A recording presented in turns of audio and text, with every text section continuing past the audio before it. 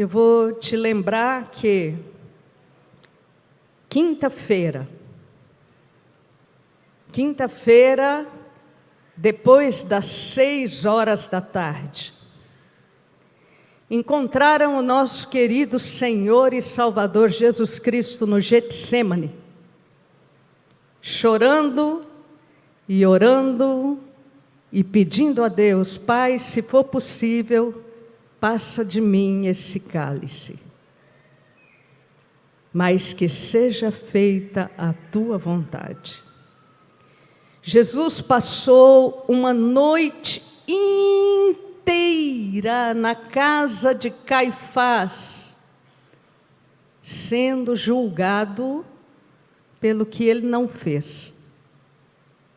Nós estivemos lá em Israel, na casa de Caifás, coisa que a palavra de Deus não diz, mas os documentos históricos dizem. Jesus chegando na casa de Caifás, foi colocado num calabouço, porque era ali que os prisioneiros eram colocados, esperando o julgamento. Num calabouço frio, escuro, sem ar. Nós descemos nesse calabouço. E é impressionante até hoje a presença de Deus que se sente ali. Jesus ficou ali naquele calabouço, esperando o julgamento. Depois subiram a ele e colocaram diante de Caifás, e o julgamento continuou, e ele foi tido como culpado. E a Bíblia diz que ele, como ovelha muda, não abriu a boca. Depois disso, entregaram Jesus a Pilatos. Era mais ou menos umas 5 horas da manhã, 4h30, 5 horas, quando entregaram Jesus a Pilatos. Os soldados, tendo tecido uma coroa de espinhos, puseram-lhe na cabeça e vestiram-no com um manto de púrpura. Chegavam-se a ele e diziam: salve o rei dos judeus, e davam-lhe bofetadas. Outra vez saiu Pilatos e lhes disse: eis que eu vou-lo apresento para que saibais que eu não acho nele crime algum. Saiu, pois, Jesus, trazendo a coroa de espinhos e um manto de púrpura. Disse-lhes Pilatos: eis o homem. Ao verem-no, os principais sacerdotes e os guardas gritaram: crucifica-o, crucifica-o. Disse-lhes Pilatos: tomai-o vós mesmos e crucificai-o, porque eu não acho nele crime nenhum. Responderam-lhe os judeus: temos uma lei, e de conformidade com esta lei, ele deve morrer, porque a si mesmo se fez filho de Deus. Pilatos, ouvindo isso, essa declaração, ainda mais ficou atemorizado. Tornando a entrar no pretório, perguntou a Jesus: de onde tu és? Mas Jesus não lhe respondeu nada. Então Pilatos o advertiu: não me respondes?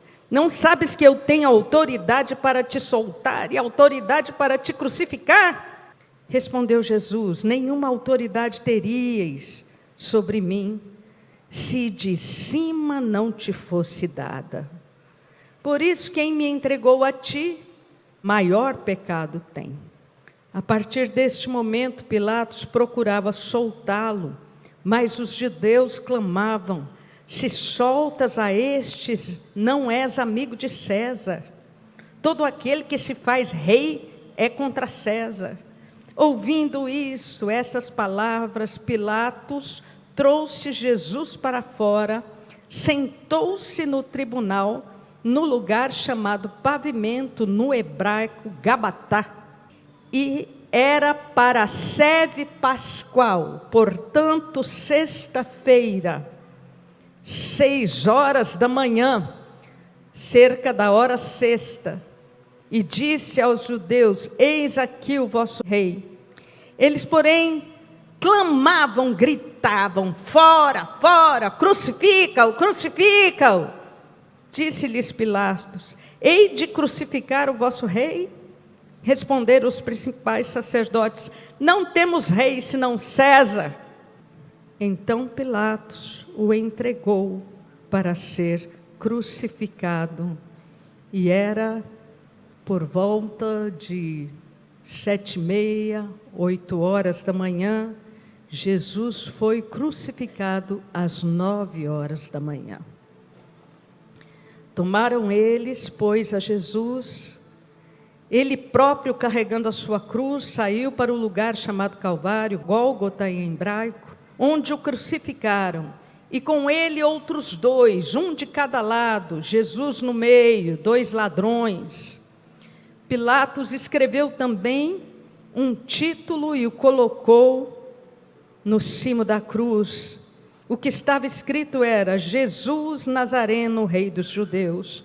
Muitos judeus leram esse título, porque o lugar em que Jesus foi crucificado era perto da cidade. E estava escrito em hebraico, latim e grego. Os principais sacerdotes diziam: não escreva Rei dos Judeus, e sim que ele disse: sou Rei dos Judeus. Pilatos respondeu: o que eu escrevi, escrevi. Os soldados, pois, quando crucificaram a Jesus, tomaram-lhe as vestes.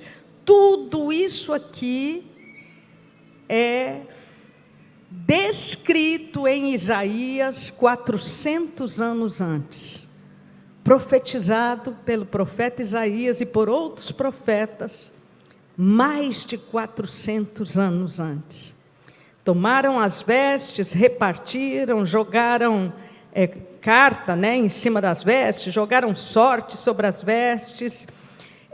Disseram, pois, uns aos outros, versículo 24, não rasguemos o manto, a túnica, mas lancemos sorte sobre ela para ver quem ficará. E assim se cumpriu mais uma escritura: repartiram entre si as minhas vestes, e sobre a minha túnica lançaram sorte. E assim, pois, fizeram os soldados. Junto à cruz estava a mãe de Jesus, a irmã dela, Salomé, Maria, mulher de Clopas, Maria Madalena. Vendo Jesus a sua mãe, disse: a tua mãe falou isso para João. Versículo 28, depois vendo Jesus que tudo já estava consumado. Eu quero que você preste atenção nisso. Depois vendo Jesus que tudo já estava consumado, para se cumprir as Escrituras, disse: tenho sede. Estava ali um vaso pequeno, cheio de vinagre. Embeberam de vinagre uma esponja, fixando a ela num caniço de isopo, lhe achegaram à boca. Nossa, quanta compaixão teve o guarda que fez isso, não? Chegou vinagre na boca de Jesus. E quando, pois, Jesus sentiu, eu me recuso a crer que Jesus chegou a tomar, sorver aquele vinagre, e eu vou te explicar por quê. Quando Jesus sentiu o vinagre na boca, disse: está consumado. Está consumado. Tetelestai. Foi pago o preço.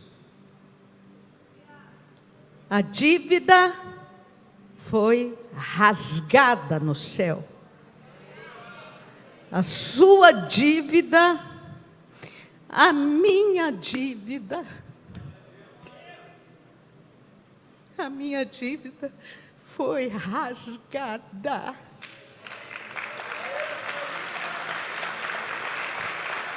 Acabou. Você sabe por que eu me recuso a crer que Jesus tomou e engoliu aquele vinagre? Nossa, que soldado cheio de compaixão.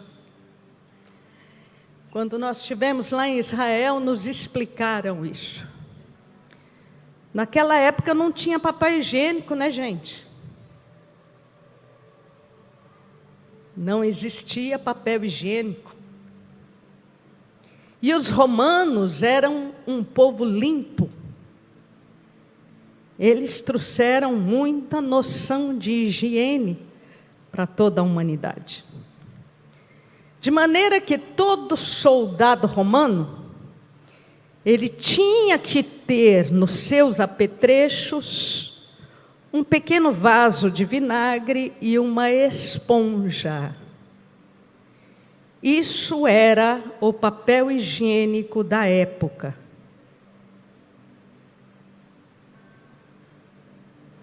Então, quando aquele misericordioso soldado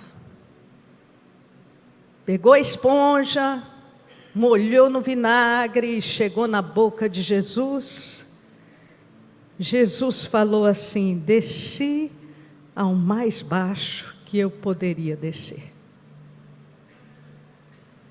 Me trataram como inferior a um cão, a qualquer animal. Porque um animal na fazenda não se trata assim. Desci ao mais baixo, está consumado. A dívida foi paga.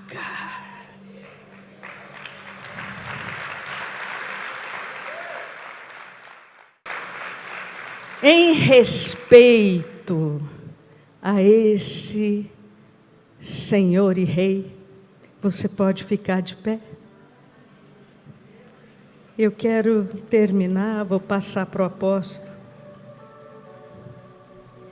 lendo as palavras do apóstolo Paulo em Romanos.